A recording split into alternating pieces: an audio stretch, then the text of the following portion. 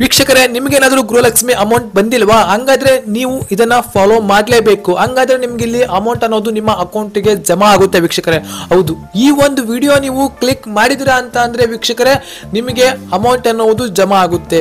Any ಇನ್ಫಾರ್ಮೇಶನ್ಗಾಗಿ ನಮ್ಮ ಒಂದು ಚಾನಲ್ಗೆ ವೀಕ್ಷಕರೇ ನೀವು ಸಬ್ಸ್ಕ್ರೈಬ್ ಆಗಬೇಕಾಗುತ್ತೆ, ಮತ್ತೆ ಒಂದು ಲೈಕ್ ಮಾಡಿ, ಮತ್ತೆ ಕಮೆಂಟ್ ಬಾಕ್ಸ್ ಅಲ್ಲಿ ನೀವು ಕಮೆಂಟ್ ಹಾಕ್ಬೇಕಾಗುತ್ತೆ. ನಿಮ್ಗೆ ಏನೆಲ್ಲ ಸಮಸ್ಯೆ, ಇವಾಗ ಯಾವುದು ಅಮೌಂಟ್ ಬರ್ತಾ ಇಲ್ಲ, ಯಾವ ವಿಡಿಯೋ ತರಬೇಕು ನೆಕ್ಸ್ಟ್ ಅದನ್ನ ನೀವು ಅನ್ನೋದನ್ನ ಕಮೆಂಟ್ ಹಾಕ್ಬೇಕಾಗುತ್ತೆ ವೀಕ್ಷಕರೇ.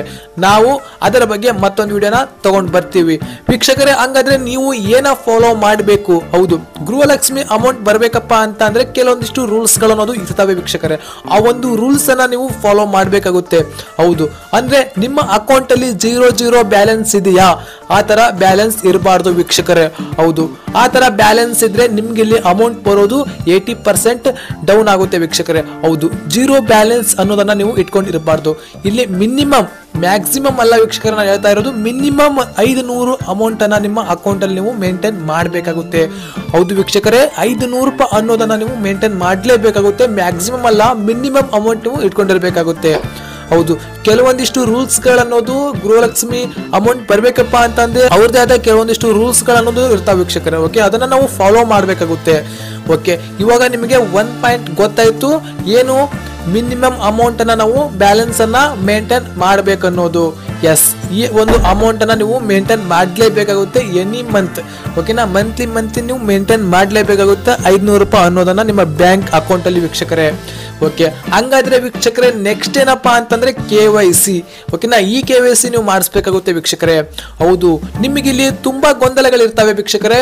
ನಿಮಗೆ ಇಲ್ಲಿ ತುಂಬಾ ಗೊಂದಲಗಳಿರ್ತವೆ, ನಿಮ್ಗೆ ಗೊತ್ತಾಗೋದಿಲ್ಲ ಏನಿದು ಬ್ರೋ, ಏನು ನನಗೆ ಸರಿಯಾಗಿ ಹೇಳಿ ನಂಗೆ ಗೊತ್ತಾಗೋದಿಲ್ಲ ಅಂತ.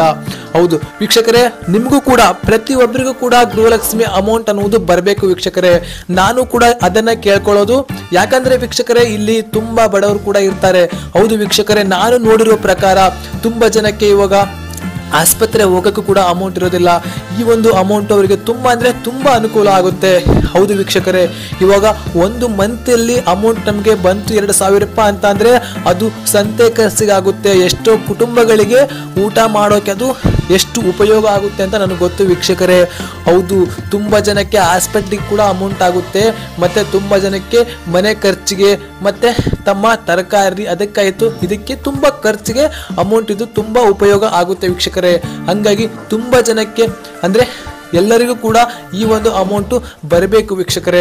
ಈ ಒಂದು ಅಮೌಂಟ್ ಬರಬೇಕು. ಕೆಲವೊಬ್ಬರಿಗೆ ಬಂದ್ರೆ ಬರಲಿ, ಬಿಟ್ರೆ ಬಿಡ್ಲಿ ಅನ್ನೋ ಕೆಲವೊಬ್ರು ಕೂಡ ಇದ್ದಾರೆ ವೀಕ್ಷಕರೇ. ಆದ್ರೆ ಗೃಹಲಕ್ಷ್ಮಿ ಅಮೌಂಟ್ ನನಗೆ ಬರಬೇಕು ಅದರಿಂದ ನನಗೆ ತುಂಬಾ ಉಪಯೋಗ ಆಗುತ್ತೆ ಅನ್ನೋರು ಕೂಡ ಇದ್ದಾರೆ ವೀಕ್ಷಕರೇ. ಹಂಗಾಗಿ ಪ್ರತಿಯೊಬ್ಬರಿಗೂ ಕೂಡ ಅಮೌಂಟ್ ಅನ್ನೋದು ಬರಬೇಕಾಗುತ್ತೆ ವೀಕ್ಷಕರೇ. ಅದನ್ನು ಕೂಡ ನಾನು ಕೇಳ್ಕೊಳ್ಳೋದು. ಓಕೆ, ಹಾಗಾದ್ರೆ ನನ್ನ ಚಾನಲ್ ನೀವು ಫಾಲೋ ಮಾಡಬೇಕಾಗುತ್ತೆ ವೀಕ್ಷಕರೇ. ಮೋರ್ ಇನ್ಫಾರ್ಮೇಶನ್ಗಾಗಿ ನೀವೇನ್ ಮಾಡ್ತೀರಾ ಅಂದ್ರೆ ವೀಕ್ಷಕರೇ, ಈ KYC ಅನ್ನೋದನ್ನ ಮಾಡ್ಕೊಳ್ಳಿ. ಅದಾದ್ಮೇಲೆ ಮಿನಿಮಮ್ ಬ್ಯಾಲೆನ್ಸ್ ಅನ್ನೋದನ್ನ ನೀವು ಮೇಂಟೈನ್ ಮಾಡಬೇಕಾಗುತ್ತೆ ವೀಕ್ಷಕರೇ. ಓಕೆ, ಈ ಒಂದು ಮಾಹಿತಿ ನಿಮ್ಗೆ ಇಷ್ಟ ಆಯ್ತು ಅಂತ ಅನ್ಕೊಂತೀನಿ. ಮತ್ತೆ ನೆಕ್ಸ್ಟ್ ವಿಡಿಯೋದಲ್ಲಿ ಬರ್ತೀನಿ. ಬಾಯ್ ವೀಕ್ಷಕರೇ.